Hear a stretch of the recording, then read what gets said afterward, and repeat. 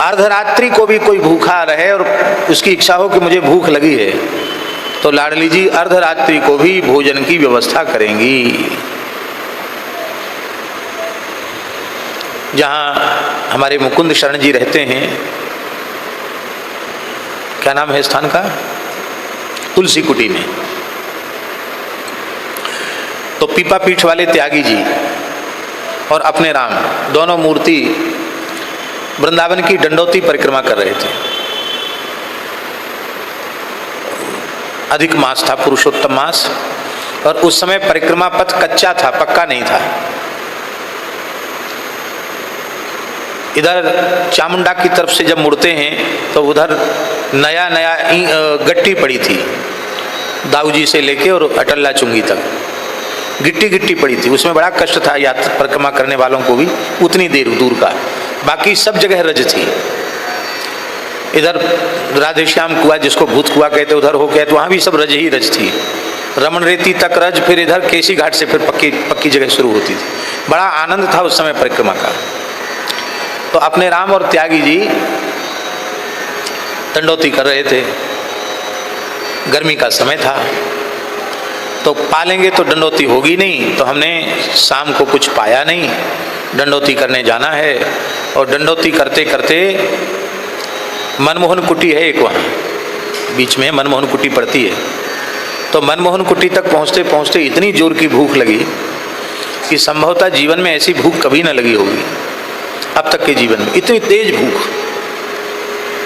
तो हमने त्यागी जी से कहा कि त्यागी जी, हमको तो बहुत जोर की भूख लग रही है, कुछ खाने को मिले नहीं तो प्राण निकल जाएंगे, इतनी तेज भूख लग रही है। और रंग जी का घंटा बजा, एक आवाज जाती थी, तो 1 बज गया। बोले अब कहाँ से मिलेगा? तो हमने कहा कहीं से ले आओ, ब्रजवासी के घर से ले आओ। अरे बोले 1 बजे रात को थोड़ी मधुकरी मिलती है। फिर भी बहुत भूखे थे, तो उन्होंने विचार किया कि किसी घर में जाएं राजपुर तरफ। सो कुत्तों ने खदेड़ दिया, कुत्ता तो कुत्ता ही है, कुत्तों ने खदेड़ा तो वो भागे आए। बोले नहीं, कुत्ता खा जाएंगे, हम तो नहीं जाएंगे। बोले थोड़ी दूर तक तो चलो। तो जहाँ आजकल तो सब बदल गया, जहाँ एक व्यास कुटी थी, व्यास गद्दी, एक गोल चबूतरा जैसा था, देखा होगा, मढ़ी जैसी, उसको व्यास गद्दी कहते थे। यहाँ से जैसे ही आगे बढ़े, अब तो वहाँ भी निर्माण हो गया है, लोगों के घर बन गए, आश्रम बन गए। वहाँ एक पीलू के झाड़ के नीचे एक महात्मा बैठे थे। गौर वर्ण था, कृष्णकाय थे, दुबला पतला शरीर था, और तिलक विलक कुछ नहीं था, ऐसी रज लगी हुई थी, तिलक नहीं था। जटा थे, जटा उन्होंने गोल बांध रखे थे, और ऐसे ही रज में बैठे थे उस पीलू के नीचे महात्मा। और एक करुआ में जल था उनके, भैया जी विरक्त संत करुआ रखते हैं, करुआ में जल था। तो हम लोग जैसे ही पहुंचे तो बोले बालक भगवान आओ, प्यास लगी है, जल पी लो। उनके यहाँ प्यास भी लगी है। तो बोले नहीं, खाली पेट नहीं पीना चाहिए, तुम्हें भूख लगी है, अपने आप बोले। तो बोले रोटी खा लो, इसके बाद फिर जल पीना। हमने कहा ठीक है। तो उन संत ने, आश्चर्य की बात है, लगभग रात्रि को 1:30 से भी अधिक हो गया होगा, 1:30 बजे रात को उन्होंने, जैसे ब्रजवासियों के घरों में रोटी बनती ना, हाथ पानी लगाई लगी वही रोटी, गरम गरम रोटी, साधुओं की भाषा में जिसको टिक्कड़ कहते हैं, इतनी मोटी रोटी गरम गरम, वहाँ न चूल्हा न भट्टी न कोई, जैसे जैसे सिक्के आई हो ऐसी गरम, और बढ़िया घी से तर, और टेंटी और मिर्चा का अचार उन्होंने धर दिया उसके ऊपर, इतनी बड़ी रोटी।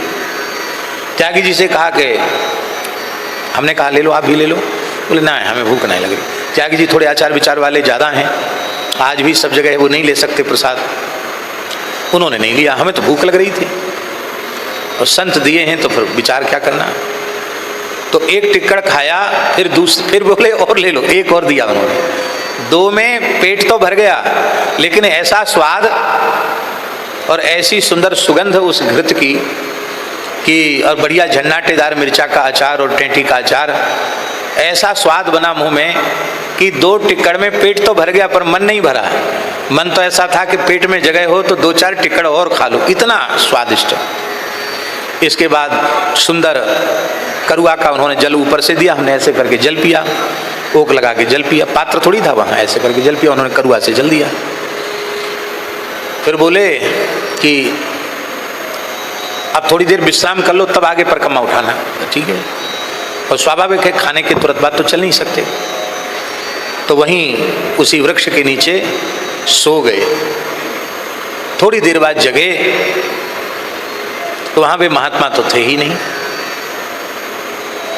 न महात्मा थे न महात्मा बैठे थे, उसका कोई चिन्ह था, कुछ नहीं था। फिर आगे परिक्रमा करते करते उस दिन परिक्रमा भी खूब इतनी शक्ति आ गई कि वहां से लेकर हम परिक्रमा रमण रेती तक परिक्रमा लेके आए, दंडोती करते हुए रमण रेती तक। रमण रेती में भी कोई मकान नहीं थे, बहुत बढ़िया था, कड़ा बड़ा दिव्य था रमण रेती का क्षेत्र भी। तो वहीं रज में थोड़ी देर विश्राम कर गए और फिर सवेरे सवेरे संत गोपालाचार्य जी महाराज का दर्शन हुआ। वो अपने 2 ब्रह्मचारियों के सहित घूम कर आ रहे थे, तो उठते ही संत दर्शन भी हो गया। हमने ये बात जब पूज्य गुरुदेव भक्तमाली जी को सुनाई तो महाराज जी बोले, पंडित जी ये प्रमाण दिया राधा रानी ने कि 1 बजे 1:30 बजे भी कोई भूखा मनुष्य व्याकुल होगा तो राधा रानी 1-1:30 बजे भी गरम गरम फुल्का की व्यवस्था करेगी। तो और केवल ब्रज में ही नहीं, ब्रज तो ठाकुर जी का निज धाम है। सच्ची बात यह है, भगवान का आश्रय जो लेते हैं, जिनको धन का आश्रय है या जन का आश्रय है या अपने बल का आश्रय है, समस्या उन्हीं के लिए है। जिनको केवल और केवल श्री लाडली जी का आश्रय है, भगवान का आश्रय है, संत सदगुरु का आश्रय है, उनके लिए कहीं कोई समस्या नहीं है। समस्या उन्हीं के लिए है जिनको भगवान का आश्रय नहीं है। तो पूज्य श्री दंडोती बाबा बड़े दुखी हो गए।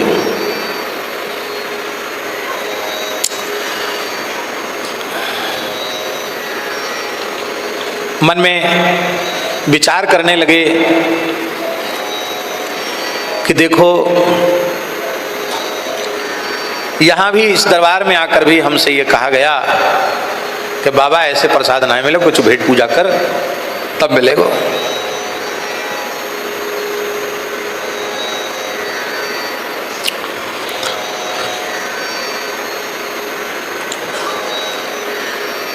श्री लाडली जी ने कृपा की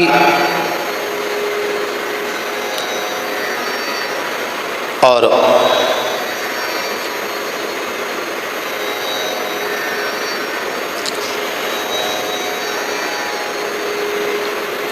आपको पुकार करके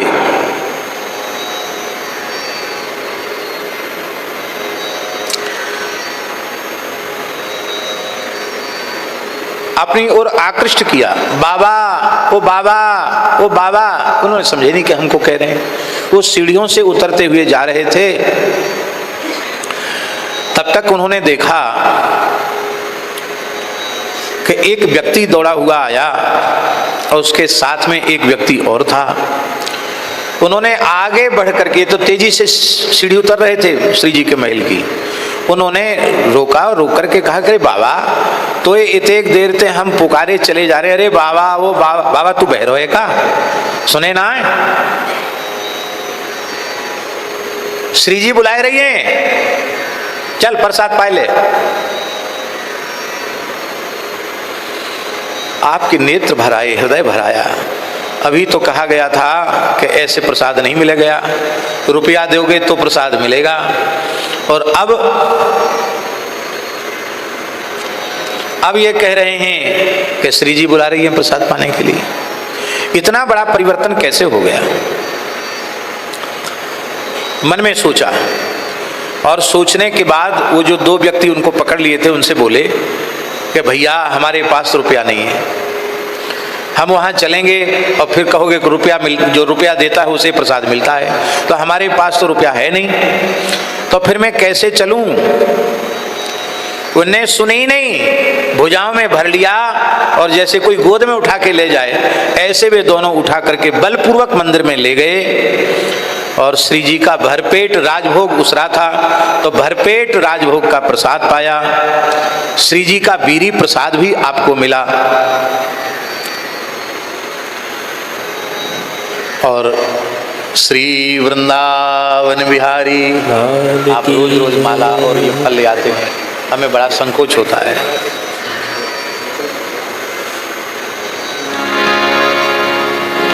जय जय श्यामा जय जय श्याम, जय जय श्री वृंदावन धाम। जय जय श्यामा जय जय श्याम, जय जय श्री वृंदावन धाम। पावन राधे तेरो नाम, पावन राधे तेरो नाम। पावन श्री वृंदावन धाम, पावन श्री वृंदावन धाम। जय जय श्यामा जय जय श्याम, जय जय श्री वृंदावन धाम। जय जय श्यामा जय जय श्याम, यहाँ बिराज जाए जय जय श्री वृंदावन धाम। जय जय श्री वृंदावन धाम, जय जय श्री वृंदावन धाम। यहाँ आ जाए।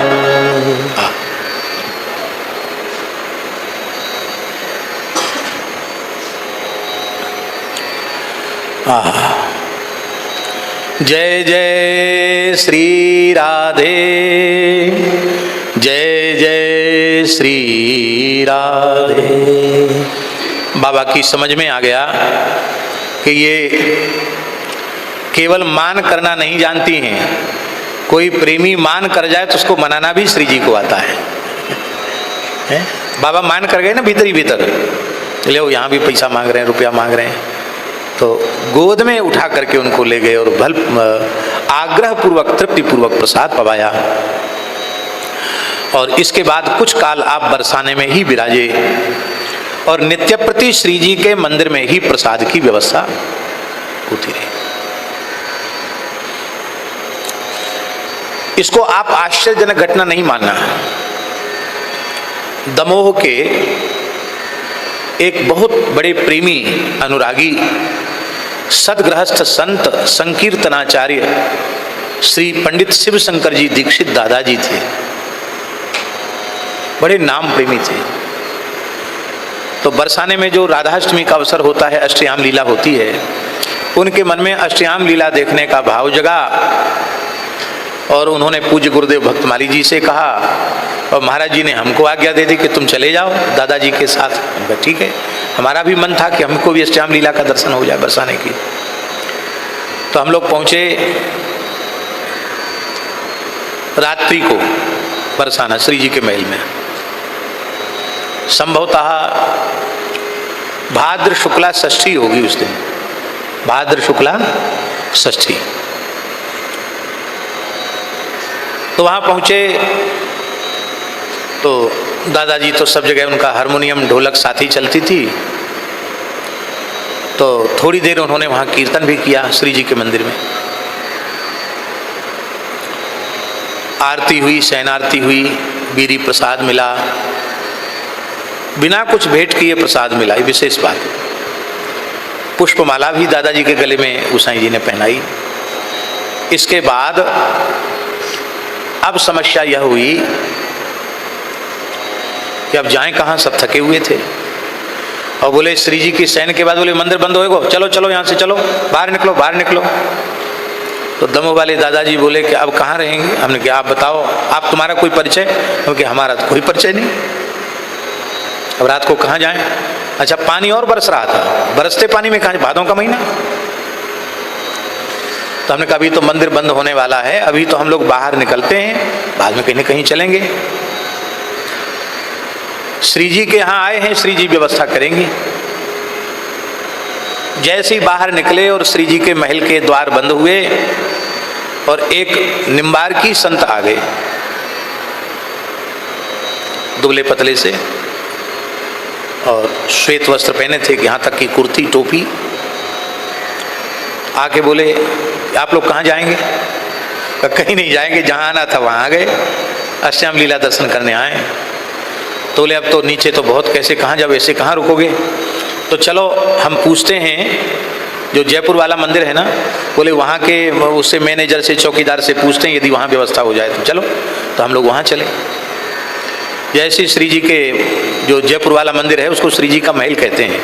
तो महल में जैसे हम लोग पहुंचे,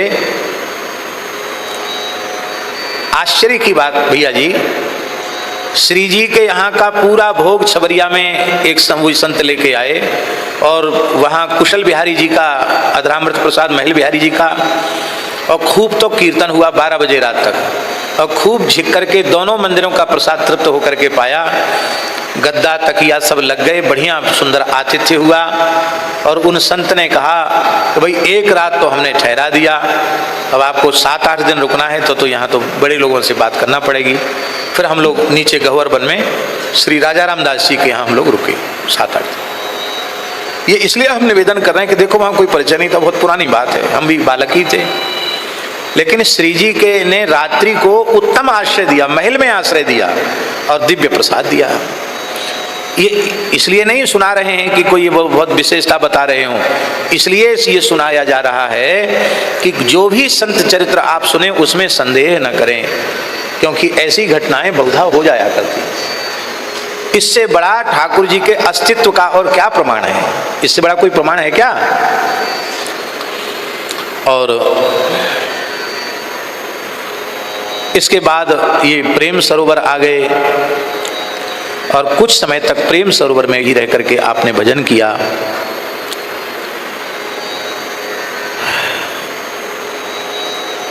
इसके बाद प्रेम सरोवर से संकेत बना गए, कुछ दिन संकेत में रहे।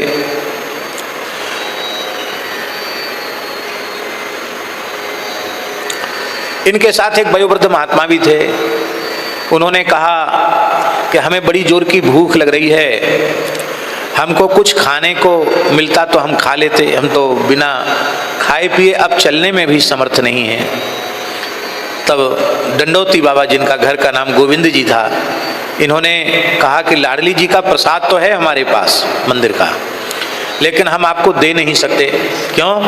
बोले इसलिए नहीं दे सकते कि वो मेरा जूठा है, मेरा खाया हुआ है, कुछ खा लिया कुछ बच गया वो हमने रख लिया। तो वे वृद्ध महात्मा बोले कि अरे आप भक्त होकर, वैष्णव होकर प्रसाद को जूठा कह रहे हैं? प्रसाद तो हर अवस्था में प्रसाद ही होता है, दिव्य होता है, उसमें जूठा कहां से आया?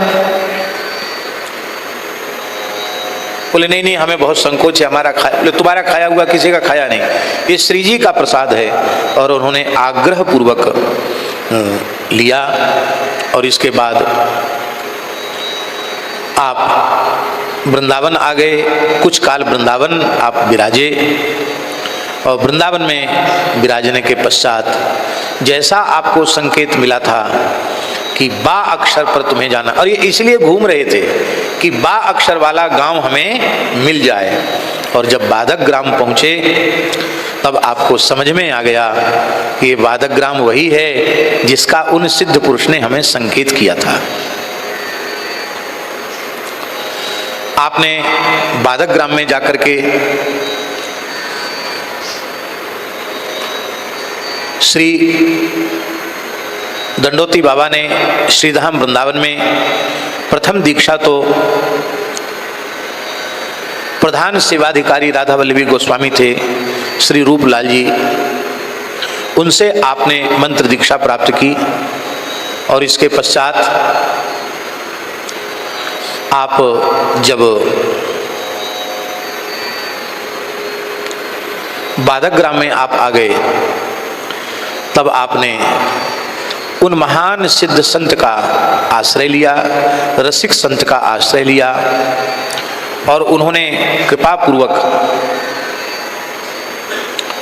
उन महापुरुष का नाम था बाबा श्री नवेली शरण जी महाराज, उनसे आपने विधिवत विरक्त वेश लिया और उन्होंने ही आपका नाम श्री राधा वल्लभ शरण, यह नाम आपने, गुरु जी ने आपको यह नाम दिया।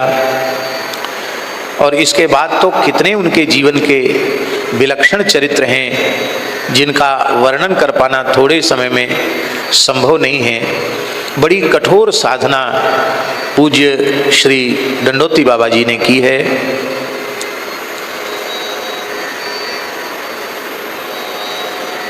जब बाबा श्री नवेली शरण जी आपके गुरुदेव जब निकुंज प्रवेश कर गए, तब आप वहाँ से बहुत दुखी होकर के, गुरु जी का वियोग इतना असह्य हो गया कि आपको लगता था कि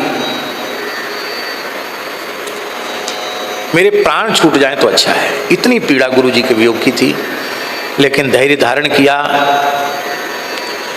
और आप बरसाना आ गए। बरसाना आकर के आपने साधन आरंभ कर दिया। और आश्चर्य की बात है भैया जी, 9 वर्ष आपको साधन करते करते व्यतीत हो गए। 1 वर्ष 2 वर्ष नहीं, 9 वर्ष। और गुरुजी का वियोग तो पहले से ही था, लेकिन 9 वर्ष के बाद पता नहीं क्या भगवान की विलक्षण लीला कि इनको गुरुदेव का इतना असह्य, 9 वर्ष के बाद इतना असह्य वियोग हुआ, इतना असह्य वियोग हुआ कि आपने निश्चय कर लिया कि अब जब श्री गुरुजी ही यहाँ विराजमान नहीं है, तो अब हमको धराधाम पर जब गुरुजी नहीं है तो हमारे शरीर रखने का अब क्या प्रयोजन। ऐसा विचार करके आप एक कुटिया में बंद हो गए और आपने अन्न जल का त्याग कर दिया।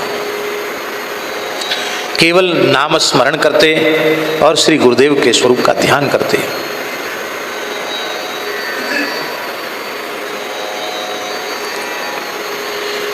श्री वृंदावन बिहारी लाल की जय। जय जय श्री राधे।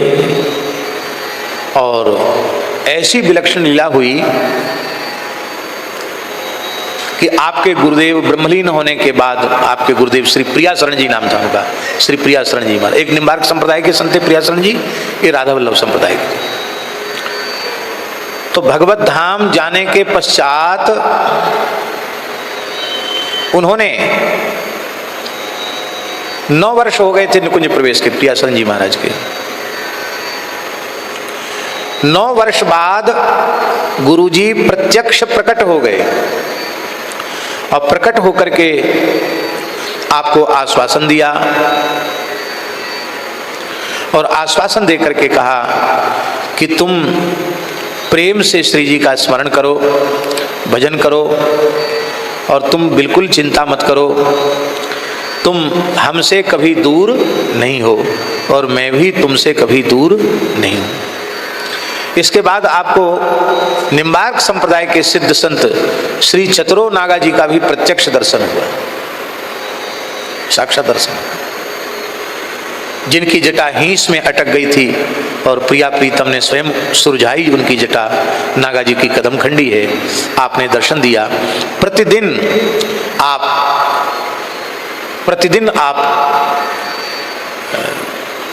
84 कोस ब्रज की परिक्रमा किया करते थे प्रतिदिन। चतुरो नागाजी महाराज, नागाजी महाराज 84 कोस ब्रज की परिक्रमा रोज एक कर लेते थे। सिद्ध पुरुष थे। इन श्री नागाजी महाराज ने दर्शन देकर के आपको आज्ञा दी कि तुम 365 दंडोती लगाओ। क्या? दंडोती परिक्रमा करो 365। तो 365 दंडोती अब एक दिन में तो नहीं लग जाएगी। गिरिराज जी की दंडोती, बरसाना की दंडोती, वृंदावन की दंडोती, जीवन भर दंडोती ही किया, इसलिए दंडोती बाबा नाम पड़ गया। लेकिन आपका मन उत्साह से भर गया और आपने 365 दंडोती लगाने का निश्चय किया। बरसाने की पहले दंडोती करी और बरसाने की दंडोती पूरी हुई तो नागाजी का, श्री चतुरो नागाजी का फिर द्वारा प्रत्यक्ष दर्शन हो गया आपको। फिर उन्होंने कहा कि 365 दंडोती परिक्रमा गिरिराज जी की करो। तब आप बरसाने से 365 दंडोती परिक्रमा करने के लिए श्री गिरिराज जी आ गए। और गिरिराज जी में भी कितनी चमत्कारिक घटनाएं घटी, ये सब वस्तुतः बड़ा अद्भुत है। और बाबा श्री नवेली शरण जी के लिखने का जो तरीका है वो भी बड़ा अद्भुत है। बाबा नवेली शरण जी ने ये भक्त चरित्र लिखा है इस प्रकार से।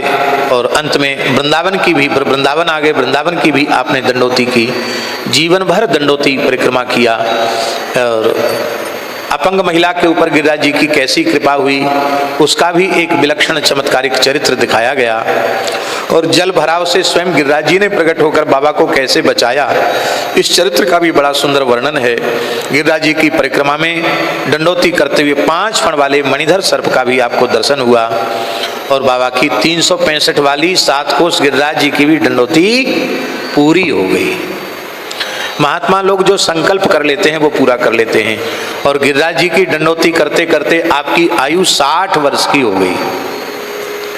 भैया जी 16 वर्ष की आयु से दंडोती शुरू करिए और 60 वर्ष की आयु आपकी हो गई। इस प्रकार से श्रीधाम बरसाने की परिक्रमा, फिर वृंदावन की परिक्रमा का भी श्री गणेश किया और फिर वृंदावन में पूज्य बाबा अचल हो गए। बड़े सुंदर सुंदर बाबा के चरित्र हैं। और अंत में सन 2001 में आप दंडोती, वृंदावन की दंडोती ही तो कर रहे थे, दंडोती करते करते ही आपने निकुंज में प्रवेश किया। और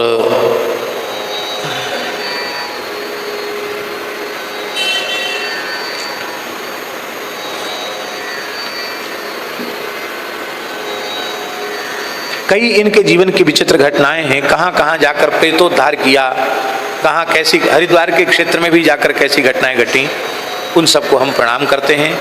पर ये शताब्दी महोत्सव एक महापुरुष का जीवन में कई बार प्रियालाल जी की अनुभूति हुई। राधा सुधा निधि जी का आप निरंतर पाठ करते रहते थे, हित 84 जी का, सेवक वाणी जी का पाठ करते रहते थे।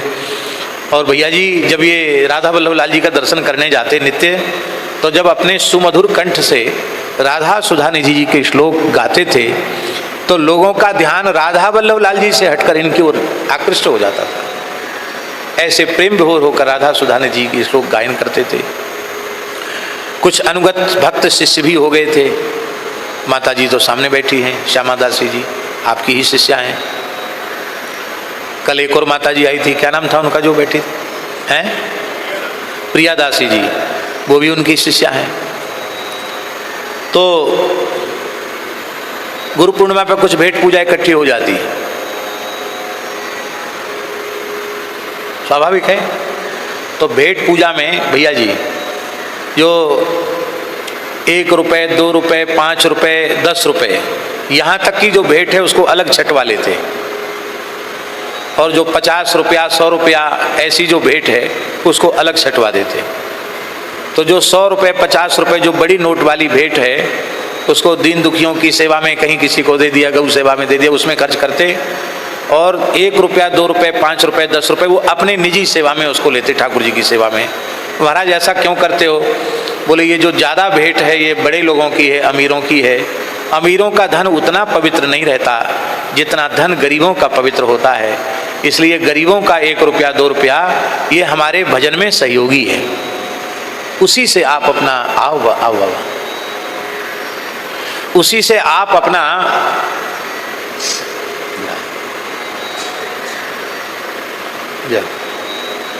श्री रसिया बाबा पधारे।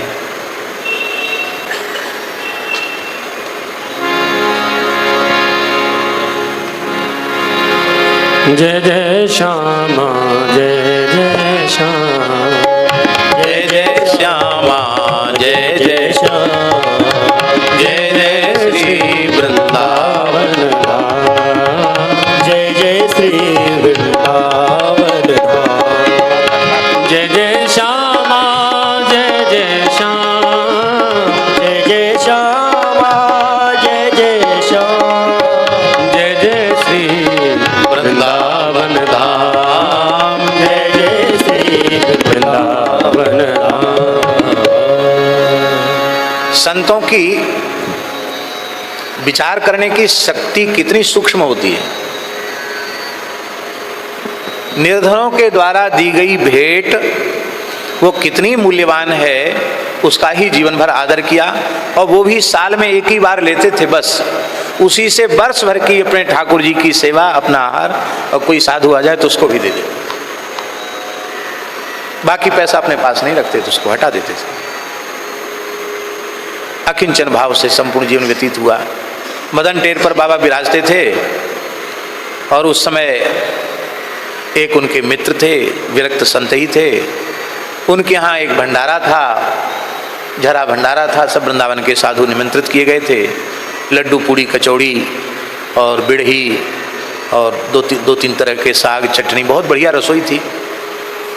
आप कभी भोज भंडारा खाते नहीं थे, लेकिन बहुत आग्रह मित्र का होने के कारण आप चले गए और आपने प्रसाद पाया। रूखा सूखा खाते थे तो आज खाया तो बढ़िया सुंदर रसोई थी, खूब तृप्त होकर पाया आपने। लेकिन इसके बाद श्री राधा वल्लभ लाल जी की मानसी सेवा में विक्षेप आ गए। ध्यान करें तो ठाकुर जी का स्वरूप ही ध्यान में ना आवे, भजन में मन न लगे, ध्यान में मन न लगे, वाणी जी के पाठ में मन न लगे तो बड़े व्यग्र हो गए। तो फिर सोचे भाई जब किसी में मन नहीं लग रहा तो लेट जाओ। तो थोड़ी देर आप लेट गए। जब लेट गए थोड़ी सी तंद्रा आई तो एक मृत व्यक्ति सफेद कपड़ा ओढ़े हुए उनको दिखाई पड़ा। फिर बैठे तो बार बार ध्यान करें तो वही व्यक्ति दिखाई पड़े। दिन ऐसे ही गया, रात ऐसी ही बेचैनी में गई और सवेरे आप स्नान करके यमुना जी में गोता लगा के सीधे उन महात्मा के पास, भैया तुमने भंडारे में हमें न्योतो दियो, भंडारे ने तो हमारा सर्वनाश कर दिया। कैसा भंडारा था, हमारे भजन में विक्षेप हो गया। तब उस माई के पास ले गए वो महात्मा जिस माई ने पैसा दिया था, भंडारा हुआ था। तो उससे आपने थोड़े कठोर शब्दों में कहा देखो सत्य सत्य बताना, झूठ बोलोगी तो तुम्हारा नुकसान हो जाएगा इसमें। उसने कहा महाराज हमारे यहाँ मारवाड़ियों में परंपरा है, प्राण नहीं निकलते हैं तो मरते समय छाती पे कुछ रुपए रख दिया जाता है, लेकिन कि छाती पे धर के ले जाओगे। लोग कहते हैं ना मुहावरा है, ये क्या मरोगे तो छाती पे धर के ले जाओगे।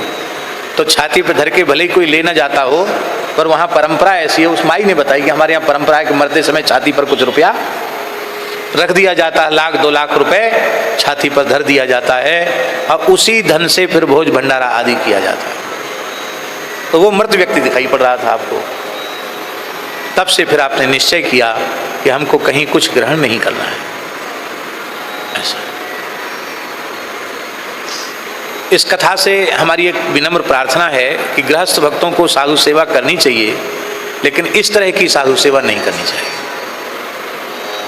निष्काम भाव से अपने श्रम की कमाई, ये नहीं कि पंडित जी से पूछा, उन्होंने पत्रा खोला, अरे बोले तुम्हारे ऊपर तो शनि की 7.5 चल रही है, महादशा चल रही है, क्या करें। बोले जाओ शनिवार को वो स्टील के डिब्बा, लोहे के कमंडल और गिलास लोटा बांट के आओ और कंबल बांट देना। शनिवार होना चाहिए बस, पक्की बात यह है। गुलाब जामुन होना चाहिए काला काला, और फिर जो भी शनि ग्रह की शांति की जो व्यवस्था है वो शनिचर चढ़ा तुम्हारे ऊपर, उतार के आओ महात्माओं के ऊपर। क्या तो कह भैया ऐसी, अपना शनिचर अपने ही मूड पे धरो, अपने ही पास रखो, महात्माओं को तो भजन करने दो।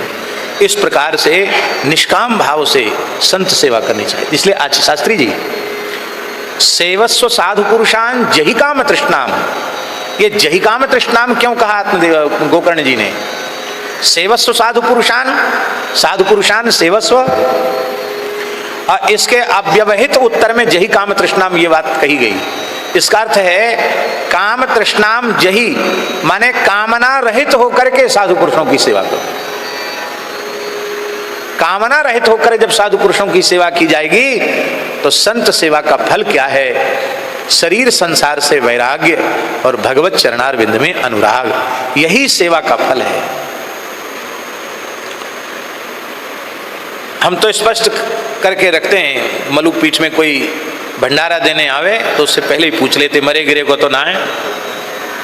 हाँ, कुछ ही ग्रह दशा का भंडारा तो नहीं कर रहे हो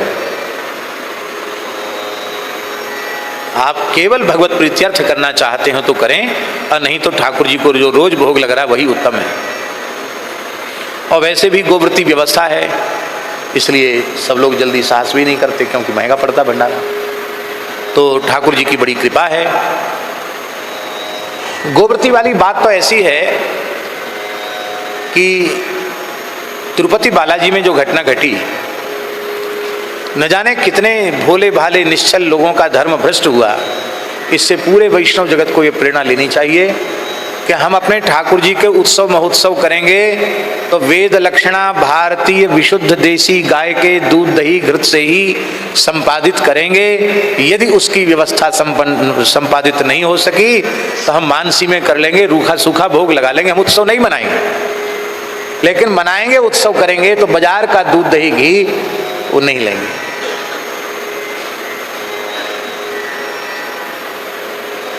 पहले तो घी में चर्बी मिलाई जाती बाबा, अब विज्ञान ने इतनी उन्नति कर ली है कि चर्बी को गंध रहित बना के घी का एसेंस डाल के उसको ही घी बना दिया जाता है, शुद्ध चर्बी को घी बना दिया जाता है। सर्वोत्तम पक्ष तो यह है कि वेद लक्षणा भारतीय देसी गाय आप खुद पालें और उसके दूध दही घी से भगवत सेवा करें। मान लो उतनी सामर्थ्य और सुविधा नहीं है तो जिन गौशालाओं से प्रामाणिक रूप से वेद लक्षणा भारतीय देसी गाय का दूध दही घृत आदि उपलब्ध हो सकता हो, उनसे लेकर के अपनी ठाकुर सेवा, अपने उत्सव महोत्सव संपन्न करने चाहिए। भले ही बहुत बड़ा रूप न देकर छोटा रूप दे दो। बाकी जिन मंदिरों में गोवर्ती भोग की व्यवस्था नहीं है, ठाकुर जी को गोवर्ती सामग्री भोग के रूप में नहीं धराई जाती, उन मंदिरों का प्रसाद मिले तो क्या करें, उनको मस्तक से लगा दो, हाथ जोड़ लो, किसी को भी दे दो। ग्रहण वही करना जो वेद लक्षणा भारतीय देसी गाय के दूध दही घृत से निर्मित हो। कहा तो बाबा औषधि खाने में विचार करते हैं, डॉक्टर को कह देते भैया हम अंग्रेजी पढ़े नहीं है, ऐसी कोई अंग्रेजी गोली मत देना जिससे हमारा धर्म बिगड़ जाए, और फिर प्रसाद के नाम पर हम अखाद्य वस्तु हमारे पेट में जाए, ये तो बहुत अच्छी बात नहीं है। ये बात बोलो भक्तवत्सल भगवान की जय। ऐसा अद्भुत चरित्र है श्री दंडोती बाबा का, उनके चरणों में हम सादर प्रणाम करते हैं। बड़ी बड़ी विलक्षणताओं से भरा हुआ चरित्र है। अब देखिए बहुत पुरानी बात नहीं है, 2001 में तो उनका निकुंज प्रवेश हुआ, तो 2001 कोई बहुत पुरानी बात है क्या? और उनके मंगलमय स्वरूप का दर्शन करें तो दर्शन करके भी आपको ध्यान में आ जाएगा कि महापुरुष का हमने दर्शन किया। पर भगवान की कुछ ऐसी विलक्षण लीला है कि महापुरुष विराजते हैं तो उनके अनुगत भी नहीं उनको पहचान पाते हैं कि वो क्या है। जाने के बाद पता चल पाता है कि वे क्या थे और हमको उनसे क्या लाभ लेना चाहिए था। बोलो भक्तवत्सल भगवान की जय। हम लोग युगल के अधर सुधारस का पान करने वाली वंशी बादक ग्राम में श्री हित हरिवंश महाप्रभु के रूप में प्रकट हुई उनका संक्षिप्त चरित्र हम लोग श्रवण कर चुके हैं। कल से चर्चा चल रही है श्री स्वामी हरिदास जी के चरित्र की।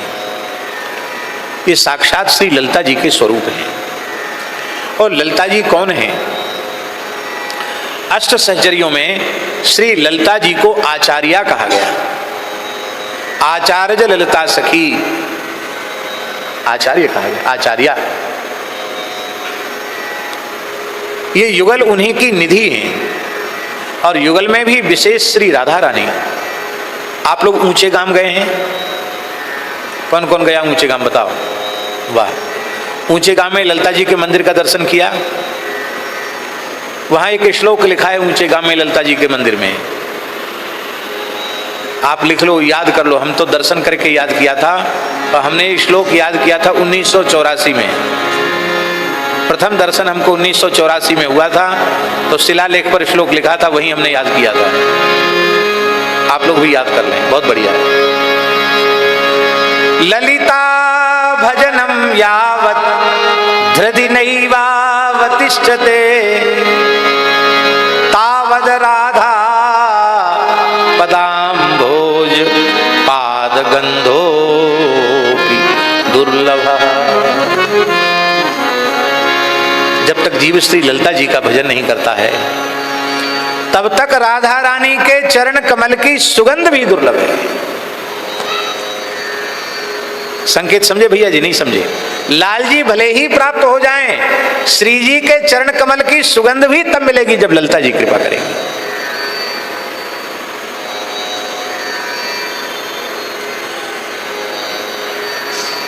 हम आप किस खेत की मूली हैं? लाल जी निहोरे करते हैं ललिता जी के।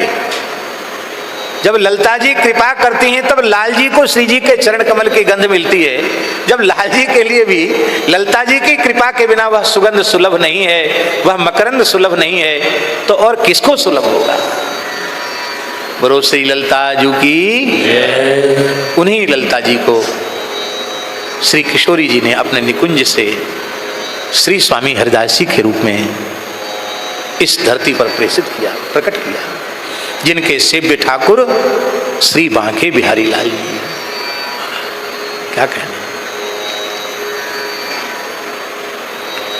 श्री जी की प्राप्ति किसकी कृपा से हो? ललिता जी की कृपा से।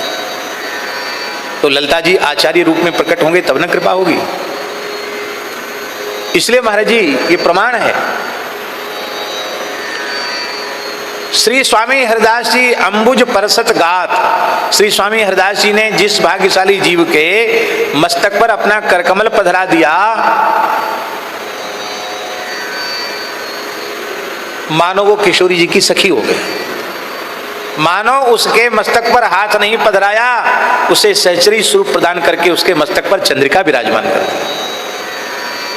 पूरा वाक्य मुझे स्मरण में इसमें नहीं आ रहा है। मानो चंद्रिका रची सखियन साथ, ऐसा कुछ है, पूरा स्मरण में नहीं आ रहा है वाणी कांच। ऐसा ही होता है। ये निधि सहचरियों की है। और एक बड़ी सूक्ष्म बात आपको बताएं, ये अष्ट सहचरी भी श्री जी से भिन्न नहीं है। एक प्रकार से श्री जी ही एक रूप से आराध्या उपास्या बनी हुई हैं और सहचरियों के स्वरूप में वो उपासिका भी बनी हुई है। आप लोग कहेंगे बात आप कैसे कह सकते हैं? बहुत ध्यान से सुने। ब्रह्म वैवर्त पुराण में यह बात आई है कि श्री नित्य गोलोक में राधा रानी के रोम कूपों से अनंत सखियां प्रकट हुई और श्याम सुंदर के रोम कूपों से अनंत गोप प्रकट हुए। इसका मतलब है जितने गोप हैं वे सब श्री कृष्ण स्वरूप हैं और जितनी गोपियां सखी सच वो सब राधिका स्वरूप आई हैं, श्री जी के अंग से प्रकट हुई हैं। इसलिए श्री जी की काय व्यूह स्वरूपा ही वे हैं।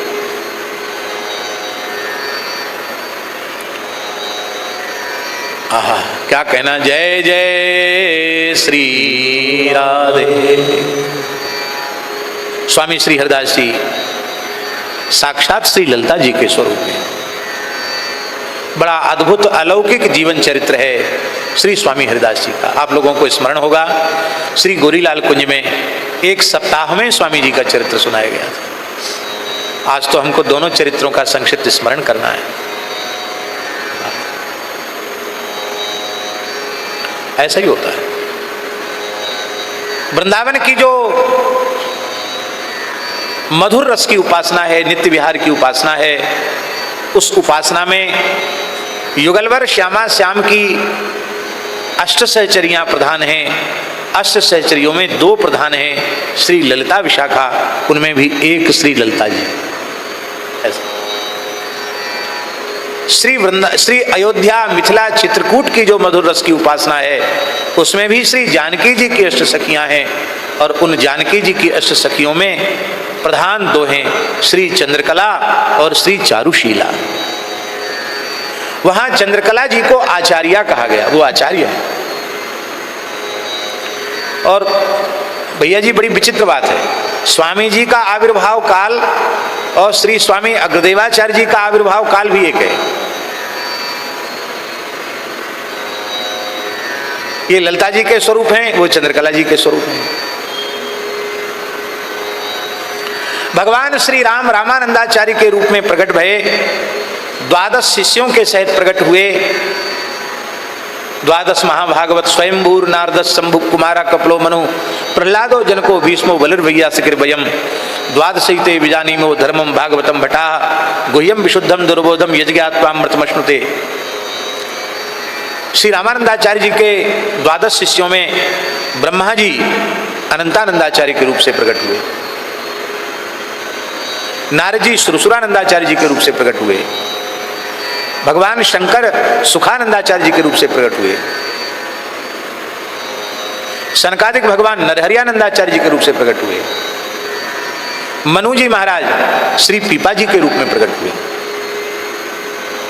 प्रहलाद जी महाराज श्री सिद्ध संत कबीरदास जी के रूप में प्रकट हुए रामानंदाचार्य जी के शिष्य, जनक जी महाराज श्री भावानंदाचार्य के रूप में प्रकट हुए, संत ज्ञानेश्वर के पिता विठल पंत जिनका पूर्व नाम था वही श्री भावानंदाचार्य जी के रूप में प्रकट हुए।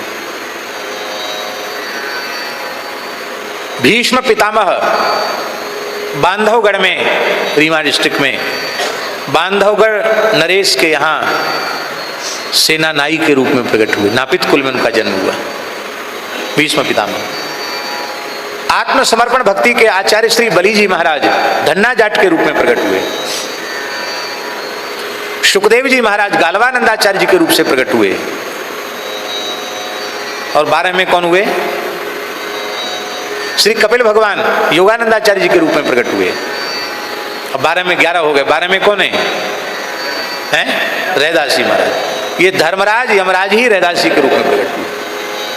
तो 12 इसलिए, और समाज के सभी वर्गों में सिद्ध कोटि के भक्त प्रकट हुए, तो उनसे उस काल में भक्ति की एक ऐसी लहर धरती पर व्याप्त हो गई कि समाज के सभी वर्ग भगवत भक्ति प्राप्त करके, वैष्णवता प्राप्त करके धन्याति धन्य हो गए।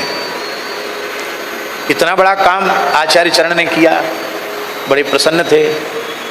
तो नित्य धाम में, नित्य साकेत में श्री किशोरी जी ने कहा कि आज आप बहुत ज्यादा प्रसन्न दिखाई पड़ रहे हैं, क्या बात है? प्रसन्न तो आप सदा रहते ही हैं। लीला काल में वनवास की घोषणा सुनकर भी आप प्रसन्न रहते हैं। प्रसन्नताम यानगताभिषेक तस्तथा न ममले वनवास दुखतः मुखाम्बुजश्री रघुनंदनस्य में सदा सुसा मंजुल मंगल प्रदा। आप तो मुस्कुराते ही रहते, लेकिन आज ज्यादा प्रसन्न हो रहे हैं। आपके अधर पल्लव विकसित हो रहे हैं। आपकी चंद्रकर्ण कुंडकली को विलज्जित करने वाली दंतावली प्रकाशित हो रही है। इतने आह्लाद का कारण क्या है?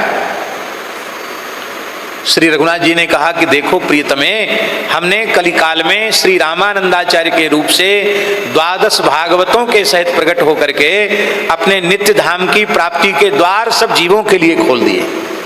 हमारे नित्य धाम में पहुंचने के सब जीव अधिकारी हो गए। जो इस पवित्र मार्ग का आश्रय लेंगे वे मेरे नित्य धाम को प्राप्त करेंगे। किशोरी जी ने कही तो बहुत अच्छा काम आपके द्वारा हुआ, बहुत बढ़िया बात है। राम जी बोले जितनी प्रसन्नता आपको व्यक्त करनी चाहिए उतनी आपने नहीं किया, तो मुंह देखी बोल रही हो। आप लगता है बहुत प्रसन्न नहीं है इस कार्य से। नहीं नहीं, प्रसन्न तो हूं। आपकी कोई भी लीला है वो तो बहुत आह्लाद देने वाली है, पर आपकी अभी पूरी कृपा जीवों पर नहीं हुई है, कसर रह गई। रघुनाथ जी ने पूछा कौन सी कसर रह गई? बोले कसर यह रह गई कि कोई भाग्यशाली जीव मधुर भाव से, सखी सहचरी भाव से महल की टहल प्राप्त करना चाहे, उसके लिए आपने क्या किया?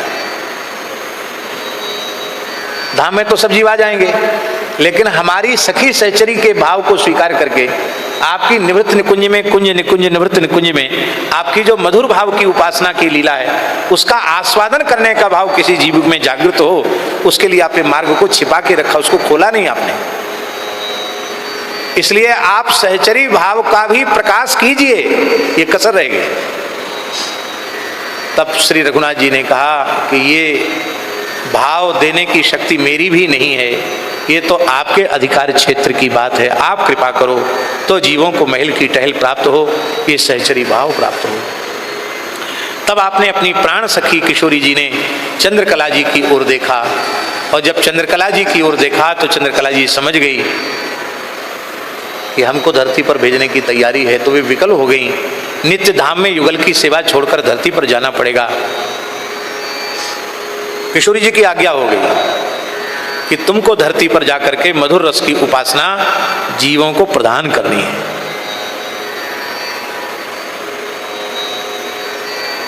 इतना सुनते ही भैया जी चंद्रकला जी मूर्छित हो गई, बेहोश होकर गिर गई। सखियों ने संभाला, किशोरी जी ने संभाला। रोते हुए होश में आने के बाद कहा कि मैं आधे क्षण का भी आपका वियोग नहीं सह सकती। तब श्री किशोरी जी ने कहा कि आप तो बड़ी भोरी हो, इस स्वरूप में तो आप निरंतर मेरे निकट हो, निरंतर मेरे निकट ही रहोगी, पर एक स्वरूप से धरती पर जाओगी, तब आपको संतोष हुआ। अब दूसरी समस्या आ गई कि उस समय चंद्रकला जी को गर्भ में धारण करने की सामर्थ्य किसी नारी में नहीं थी। कौन इस सहचरी को अपने उदर में धारण करे? बोले कोई पात्रता नहीं है किसी जीव की, कहाँ प्रकट हो? तब श्री किशोरी जी ने कहा इसी स्वरूप से धरती पर जाओ, और सहचरी स्वरूप से नित्य साकेत से उतरी हैं, और जैसे ही गलता जी के आकाश में आई हैं, वहाँ 12 वर्ष के बटुक ब्रह्मचारी के रूप में परिवर्तित हो गई, और फिर पयहारी जी का चरणाश्रय प्राप्त किया, और उनका नाम हुआ श्री अग्रदेवाचार्य जी। ये ललिता जी के स्वरूप हैं और वो चंद्रकला जी के स्वरूप हैं, और दोनों में बस परस्पर प्रेम है। हम निवेदन कर रहे थे कि जब श्री राधा रानी में और श्री जानकी जी में भेद नहीं, तो श्री ललिता जी और विशाखा में भेद कहाँ से आया? श्री ललिता जी में और श्री चंद्रकला जी में भेद कहाँ से आया? और यही कारण है कि श्री किशोरी जी की आज्ञा हो गई थी अग्रदेवाचार्य जी को कि अब आप रेवासा में ही अटल हो जाओ। मैं अपनी सहचरियों के सहित, अपने प्रीतम के सहित निरंतर रेवासा में निवास करूंगी, कभी भी रेवासा का त्याग नहीं करूंगी। तो आचार्य चरण पहले विचरण किए, बाद में कहीं नहीं गए, लेकिन वहां से चलकर किशोरी जी की आज्ञा से वृंदावन आए। उसके पहले वृंदावन आ चुके थे, लेकिन इस बार वृंदावन आए केवल स्वामी श्री हरिदास जी का दर्शन करने के लिए। उसका कारण कि श्री हरिदास जी वृंदावन से बाहर अंतिम क्षण तक गए ही नहीं, इसलिए आप चलकर वहां से आए। और आपने श्री स्वामी हरिदास जी का दर्शन निधिवन राज में किया, और उस समय निधिवन राज में श्री बांके बिहारी जी विराज रहे थे, और उसी समय स्वामी जी तो निधिवन राज में विराजते ही थे, बांके बिहारी जी भी लता कुंज में विराज रहे थे, मंदिर नहीं था।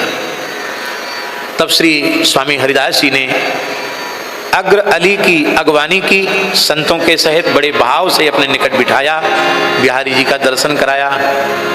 वस्तुतः जो अनुभूति के उच्च शिखर पर प्रतिष्ठित हो जाते हैं,